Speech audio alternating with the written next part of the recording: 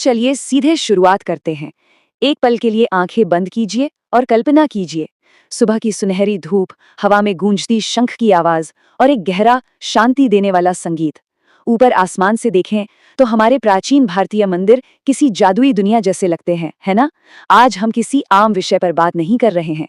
आज हम इन मंदिरों के उस गहरे रहस्य को डिकोड करने वाले हैं जो हमें बताता है कि ये सिर्फ पत्थरों की इमारतें नहीं हैं, बल्कि एक बेहद एडवांस्ड, साइंटिफिक और कॉस्मिक डिजाइन का शानदार नमूना है।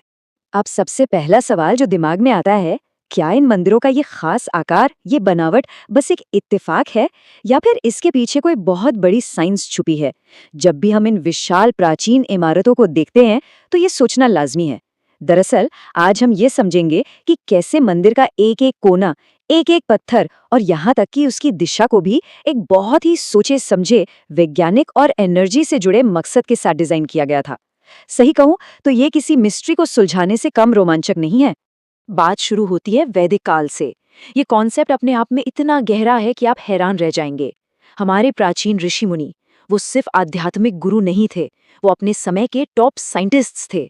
उन्होंने नेचर और इस पूरे ब्रह्मांड को इतनी बारीकी से स्टडी किया था कि उन्होंने मंदिर को मानव शरीर और इस विशाल ब्रह्मांड के एक छोटे रूप की तरह डिजाइन किया। यानी जब आप किसी मंदिर को देखते हैं तो आप दरअसल कॉस्मिक एनर्जी और ह्यूमन एनाटॉमी के एक फिजिकल फॉर्म को देख रहे होते हैं। है ना कमाल की बात? अब इस कॉन्सेप्ट को फिजिकल रूप में कैसे उतारा गया, चलिए उसे स्टेप बाय स्टेप समझते हैं। ये एक पूरी यात्रा है। सबसे पहले आता है बाहरी प्रवेश द्वार, जो दुनिया भर के शोर शराबे का प्रतीक है। फिर हम आगे बढ़ते हैं मंडप यानी गैदरिंग हॉल की तरफ, जहां ये शोर थोड़ा कम होने लगता है।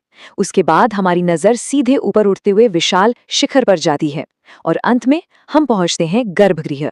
ये पूरा का पूरा डिजाइन आपको बाहरी दुनिया की उथल पुथल से निकालकर आपके भीतर की परम शांति तक ले जाने के लिए बनाया गया है। और क्या आपने कभी इस बात पे गौर किया है कि इन मंदिरों का मुंह किस तरफ होता है? ये कोई रैंडम चुनाव नहीं था।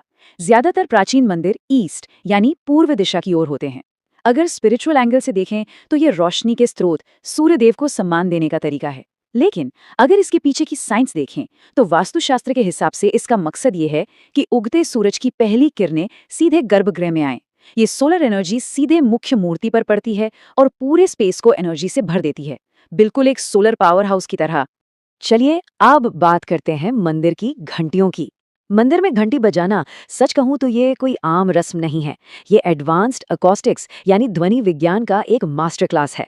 ये घंटियां कैडमियम, सीसा, तांबा, जस्ता, निकल, क्रोमियम और मैंगनीज जैसी धातुओं के एक बहुत ही सटीक अनुपात से बनती हैं। इस मिक्सचर से एक ऐसी पॉजिटिव फ्रीक्वेंसी पैदा होती है जो हमारे दिमाग के लेफ्ट और राइट दोनों हिस्सों को एक साथ जोड़ देती है।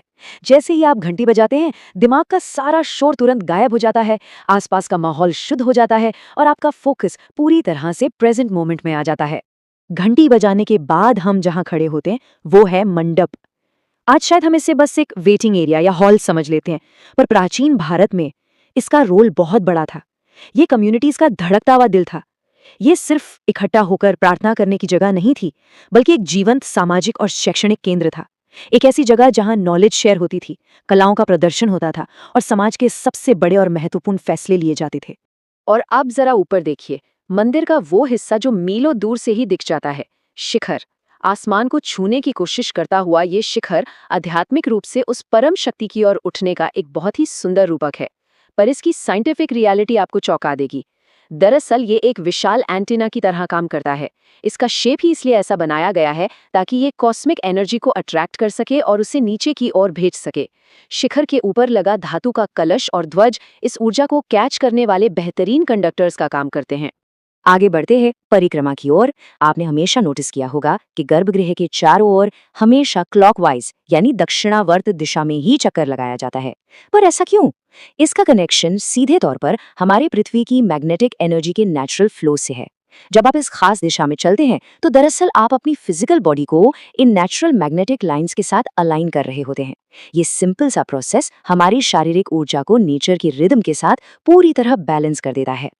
और अब मंदिर का सबसे गहरा, सबसे शक्तिशाली हिस्सा गर्भगृह है। ये जगह हमेशा जानबूझकर अंधेरी और बेहद शांत रखी जाती है। क्यों? ताकि आपकी आंखों और कानों को बाहर का कोई भी डिस्ट्रैक्शन ना मिले। सब कुछ एकदम शांत। वास्तुकला के हिसाब से ये एकदम उस पॉइंट पर बनाया जाता है जहां पृथ्वी का मैग्नेटिक फील्ड सबसे ज्यादा स्ट्रांग होता है। सोचिए, वो अंधेरा, वो गहरा सन्नाटा और वो कॉन्सेंट्रेटेड मैग्नेटिक एनर्जी, ये सब मिलकर एक ऐसा माहौल बनाते हैं जो इंसान को डीप मेडिटेशन में ले जाने के लिए एकदम परफेक्ट है। अब आप सोच रहे होंगे कि क्या ये सब सिर्फ थियरी है? जी बिल्कुल नहीं। हमारे पूर्वजों ने इन कॉन्सेप्ट्स को पत्थरों से हकीकत में तराशा है। कुछ उदाहरण देखिए। तंजावुर के बृहदेश्वर मंदिर की ऐसी सटीक ज्यामिति है कि बिना किसी सीमेंट के विशाल पत्थरों को इंटरलॉक किया गया है। या फिर कोणार्क का सूर्य मंदिर, जो बेसिकली टाइम और सोलर मूवमेंट्स को ट्रैक करने वाले एक विशाल रथ की तरह काम करता है। केदारनाथ मंदिर को देखिए, जो भयानक प्राकृतिक आपदाओं में भी अड़े खड़ा रहा। और मीनाक्षी अमन मंदिर का वो माइंड ब्लोइंग सिमेट्रिकल परफेक्शन, ये सब इन एडवांस साइंसेस के जीते जागते सबूत हैं। तो यहाँ से सबसे बड़ी बात क्या निकल कर आती है, वो ये है कि जब हम इन प्राचीन मंदिरों को स्टडी करते हैं तो हम सिर्फ किसी आर्ट फॉर्म को नहीं देख रहे होते। हम दरअसल कई कोर साइंसेस को एक साथ काम करते हुए देख रहे हैं। इसमें एडवांस्ड एकॉस्टिक्स शामिल हैं, प्राचीन वास्तुशास्त्र है, प्रिसिजन ज्योमेट्री और सिमेट्री है, और पृथ्वी की मैग्नेटिक एनर्जी का बहुत ही स्मार्ट इस्तेमाल है। यहाँ तक कि इनको बनाने के लिए उन्हीं खास पत्थरों को चुना जाता था जो पॉजिटिव वाइब्रेशंस को एब्जॉर्ब करके उन्हें वापस रिफ्लेक्ट कर सकें। एक और मजेदार कनेक्शन देखिए कि कैसे आर्किटेक्चर और स्पिरिचुअलिटी एक दूसरे का आईना है। गर्भगृह, जो मंदिर का सबसे भीतरी और केंद्रित ऊर्जा वाला हिस्सा है, वो आत्मा यानी इंडिविजुअल सोल को दर्शाता है।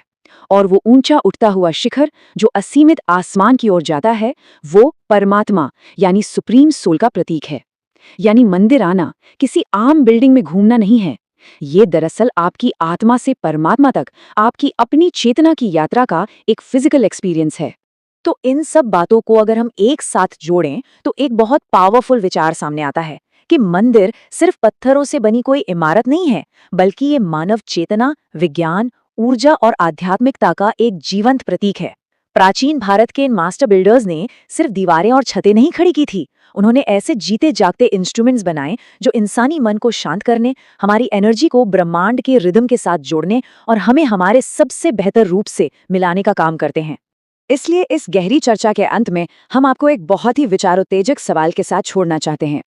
इन सभी scientific principles, advanced acoustics, magnetic energy और इस वास्तुकला की सटीकता को समझने के बाद क्या आपको नहीं लगता कि प्राचीन भारतीय मंदिर मानव इतिहास में साइंस और स्पिरिचुअलिटी का सबसे बड़ा संगम है? इस पर जरूर सोचिएगा। अगली बार जब आप किसी मंदिर जाएं तो उसकी दीवारों, उसके घंटियों और वहां के सन्नाटे को एक नए साइंटिफिक नजरिए से महसूस करके देखिएगा। आपका अनुभव पूरी तरह बदल जाएगा। आज के इस विश्लेषण का हिस्सा बनने के लिए आपका बहुत बहुत धन्यवाद।